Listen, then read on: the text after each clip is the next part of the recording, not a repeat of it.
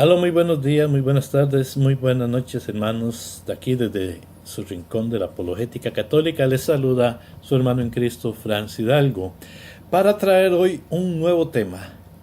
Un tema hermoso, hermoso. Es que a mí me gusta cuando hablamos del amor de Dios.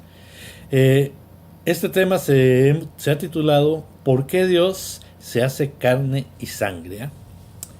Más conocido como la encarnación del Hijo de Dios, un misterio que vamos a tratar de conocer. Sí, en el Catecismo de la Iglesia Católica tenemos citas desde la 456 hasta la 483 sobre Jesucristo, el Hijo de Dios, que fue concebido por obra y gracia del Espíritu Santo y nació de Santa María Virgen.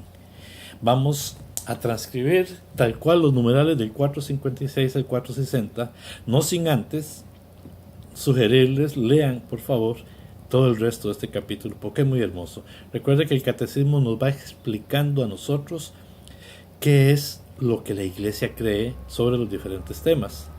Y en este caso vamos a empezar con el 456, que dice: con el credo niceno-constantinopolitano respondemos confesando: por nosotros los hombres y por nuestra salvación bajó del cielo, y por obra del Espíritu Santo se encarnó de María la Virgen y se hizo hombre. El Verbo se encarnó para salvarnos, reconciliándonos con Dios. Dios nos amó y nos envió a su Hijo como propiciación de nuestros pecados. Esto lo leemos en la primera de Juan, el capítulo 4, verso 10.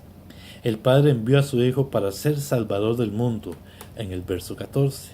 Él se manifestó para quitar los pecados. Nuestra naturaleza enferma exigía ser sanada, desgarrada, ser restablecida, muerta, ser resucitada. Habíamos perdido la posesión del bien.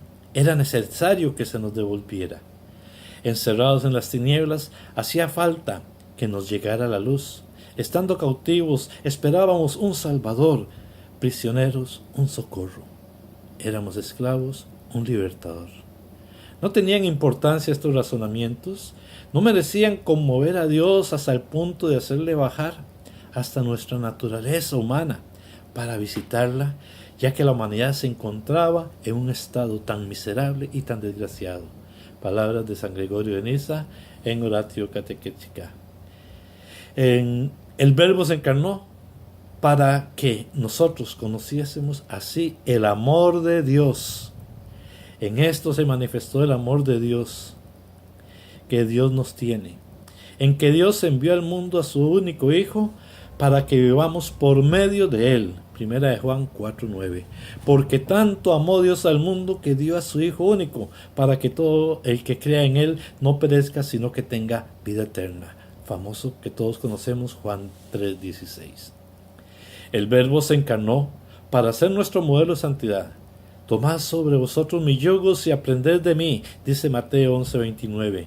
Yo soy el camino, la verdad y la vida. Nadie va al Padre si no es por mí. Y esto lo afirma Lucas en el 14:6. Y el Padre, en el monte de la transfiguración, recuerdan el pasaje, ordena escucharle. Marcos 9:7. Y hay una referencia de Deuteronomio 6, 4 y 5 por si quieren buscarla. Él es en efecto el modelo de las bienaventuranzas y la norma de la nueva ley. Amaos los unos a los otros como yo os he amado, según nos revela Juan 15:12. Este amor tiene como consecuencia la ofrenda efectiva de sí mismo, que lo leemos también en Marcos 8:34.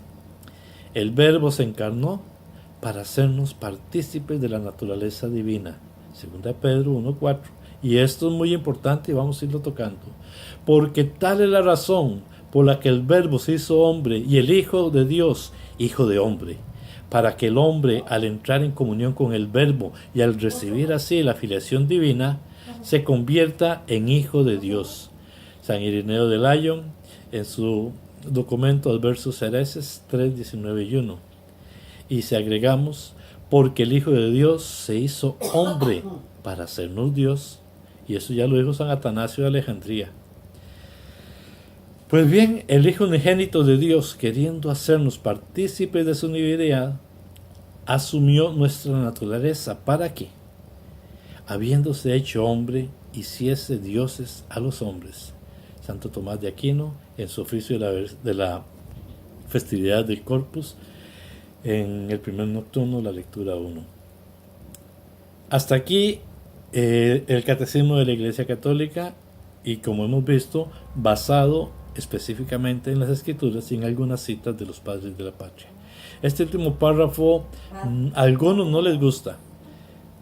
Algunos hermanos se habrán asustado o podrán decir herejía, pero eso lo vamos a tocar más tarde. Ahí lo podemos leer, que esto lo dijo Pedro en la primera carta. Pero luego lo retomamos. Ahora bien, Dios quiso hacerse uno de nosotros. Juan 1:14. Y aquel verbo fue hecho carne y habitó entre nosotros. Y vimos su gloria, gloria como la del unigénito del Padre, lleno de gracia y de verdad. Así lo expresa la palabra. Esa humanidad se torna importantísimo para nosotros, la humanidad de Cristo. Aunque tenemos claro que Cristo es Dios, también sabemos que es hombre. Y vamos a ver, dice que nació de mujer. Mateo, todo el capítulo 1 de Mateo, el capítulo 2 de Lucas, ahí nos confirma que nació de mujer, de la Santa María Virgen. Él sentía hambre como nosotros. Podemos leer algunas citas en Mateo 4:2, en Mateo 21:18. Jesús dormía, lo especifica en Lucas 8:23. Experimentó la tentación en Mateo 4, del 1 al 11, cuando el mismo diablo con las Escrituras, como hacen muchos hermanos, a querer comprobar con las Escrituras, pues también Jesús fue tentado. Al igual que cualquiera de nosotros, podía sudar. Esto también lo indica Lucas en el capítulo 22, versos 43 y 44, y sangrar. Recordemos cuando le atravesó la espada, que brotó sangre de su costado. También mostró emociones humanas, incluyendo el enojo, Marcos 3:5, la alegría en Juan 15:11 y el pesar en Mateo 26:37. Pero en Hebreos 4:15 vamos a leer, dice, porque no tenemos un sumo sacerdote que no pueda compadecerse de nuestras debilidades, sino uno que fue tentado en todo según nuestra semejanza, pero sin pecado. Aquí podemos analizar que a pesar de que es un hombre con todas las características y similitudes a ti, a mí y a cualquier otro, simplemente nos enseña que en todo fue igual, pero no cayó en la tentación del pecado. Tú puedes ser tentado, ¿y cuántas veces hemos caído en la tentación? Jesús no. Pues con el pecado de nuestros primeros padres habíamos perdido la amistad con Dios y se había cerrado el camino al cielo, lo que llamamos el pecado original. Pero Dios nos amó y nos envió a su Hijo como propiciación de nuestros pecados. Primera de Juan 4:10. Jesucristo se encarnó, se hizo hombre para salvarnos, reconciliándonos con Dios, porque repetimos la famosa que todo el mundo conoce, Juan 3:16, tanto amó Dios al mundo que dio a su Hijo único para que todo el que en Él crea no perezca, sino que tenga vida eterna. Y en la primera de Juan 4:9, aunque tengamos que repetir, es importante meternos en la cabeza, en esto se manifestó el amor de Dios, que Dios nos tiene, en que Dios envió al mundo a su único Hijo, para que vivamos por medio de Él. Leemos en Corintios algo muy hermoso, en la segunda de Corintios 5:21, al que no conoció pecado, a Jesús, por nosotros lo hizo pecado, para que nosotros fuéramos hechos justicia de Dios en Él. Podemos ver cómo todo lo que hace Dios lo hace por amor, mas se hace hombre porque nos ama. En primer término, porque además se pone de ejemplo, como vivimos, hecho igual que nosotros, pero también para mostrar su sacrificio para el perdón de los pecados. Es ejemplo y se sacrifica para que tus pecados, mis pecados y los pecados de todo aquel que se entrega a Cristo sean perdonados. Hace real su muerte.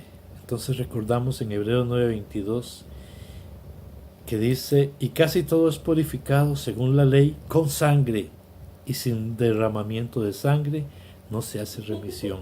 O sea, sin derramamiento de sangre no hay perdón de los pecados. Por eso es que en los sacrificios en el Antiguo Testamento se sacrificaba un animal y su sangre era la que se usaba para el perdón de los pecados. Por eso tenía que hacerse hombre, porque con su sangre nos purificó, nos limpió para hacernos seres celestiales, puros, limpios, hacernos como dioses. Ojo, no dije que somos dioses, sino que nos hace como dioses, pues compartimos su divinidad, como antes se expuso. Mas no termina ahí. Hay algo más que se hace necesario dejar claro, y que es a su vez que Él muere por nosotros en la cruz. No era suficiente, y Pablo nos lo indica en la 1 Corintios 15:3, porque primeramente os he enseñado lo que asimismo recibí, que Cristo murió por nuestros pecados, conforme a las Escrituras, y que fue sepultado, y que resucitó al tercer día, conforme a las Escrituras. Les invito a que leamos todo el capítulo, pero aquí me quiero detener en el verso 17, que dice: y si Cristo no resucitó, vuestra fe es vana, aún estáis en vuestros pecados. Ahora, si podemos entenderlo, el amor de Dios es infinito, tanto que no se desvela por lo que es. Lean Filipenses 2:6 en adelante, el cual, siendo en forma de Dios, no estimó ser igual a Dios como cosa que aferrarse, sino que se despojó a sí mismo, tomando forma de siervo, hecho semejante a los hombres, y estando en condición de hombre, se humilló a sí mismo, haciéndose obediente hasta la muerte, y muerte de cruz. Si no muere, no hay resurrección. Sin sacrificio de sangre no somos redimidos. ¿Por qué encarnarse? Para mostrarnos su amor, su ejemplo, para redimirnos y hacernos hijos de Dios, así como Él fue igual a nosotros en todo menos en el pecado. Al estar con Él compartiremos la gloria que por el pecado nos apartó de Dios.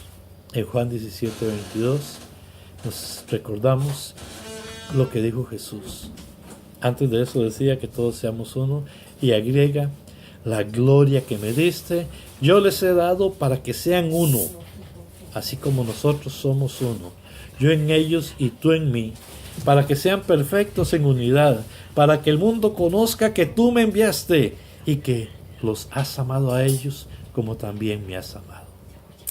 Hermanos, aunque suene trillado, aunque lo hayamos repetido no sé cuántas veces, yo no me canso de pensar y meditar en la pregunta con que inicié este tema: ¿por qué Dios se hace carne y sangre? Por amor. Entendamos que es el amor. Gracias, hermanos, paz y bien. Desde el Rincón de Apologética Católica, Franz Hidalgo, que tengan muy buenos días, muy buenas tardes y muy buenas noches. Hasta luego.